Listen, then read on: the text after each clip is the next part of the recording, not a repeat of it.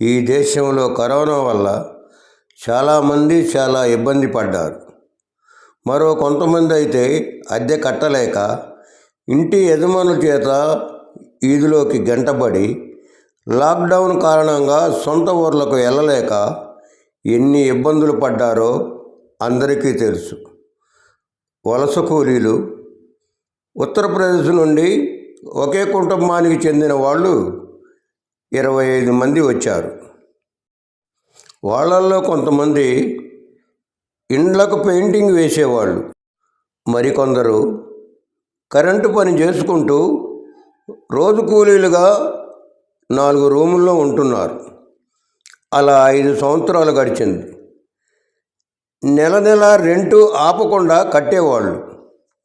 వారందరూ వాళ్ళ భార్యలను, పిల్లలను, వాళ్ళ కుటుంబాన్ని వదిలి మగవాళ్ళు మాత్రమే వచ్చి ఉంటున్నారు.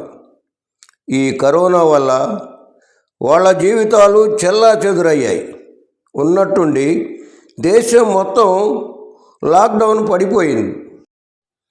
లాక్డౌన్ విషయం ముందుగా తెలిసిన వాళ్ళు తమ రాష్ట్రాలకు వెళ్ళిపోయారు. కానీ ఉన్నట్టుండి లాక్డౌన్ సమయం 20 రోజులే కదా, పోయి రావటం దేనికని అలాగే ఉండిపోయారు. లాక్డౌన్ సమయంలో అన్నదానాలు కొంతమంది చేయటంతో వాళ్ళు అక్కడికి వెళ్ళి తెచ్చుకొని తినేవాళ్ళు. మరికొన్ని రోజులు లాక్డౌన్ పొడిగించటంతో వాళ్లకు ఏం చేయాలో దిక్కుతోచలేదు. ఇంతలో ఇంటి ఓనర్ రెంట్ కోసం చాలా తిట్టాడు. సార్, ఇక్కడ పరిస్థితులు చూస్తూ ఉన్నారుగా, మాకు 10 రోజులు టైం ఇవ్వండి అని అడిగారు. ఓనర్ వెళ్ళిపోయాడు. 10,000 అడ్వాన్స్ ఉంది. అయినా సరే వాళ్ళను చాలా తొందర చేశాడు.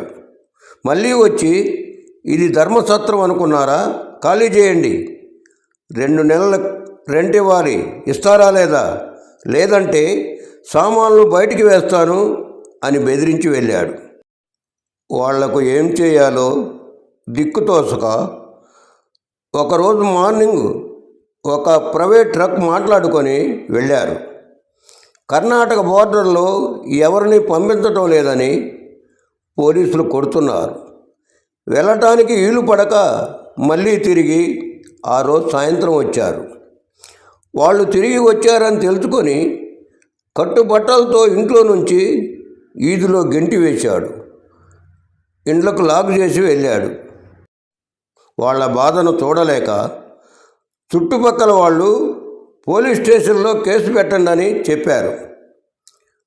ఓనర్ దగ్గర చాలా డబ్బులున్నాయి, ఆ డబ్బుతో మమ్మల్ని ఏదైనా చేస్తాడు, మా రాష్ట్రానికి వెళ్ళిపోతామని ఆకలితో, ఎప్పుడు పోలీసులు పట్టుకుంటారో అన్న భయంతో చాలా ఇబ్బందులు పడుతూ వాళ్ళ ఊరు వెళ్ళారు.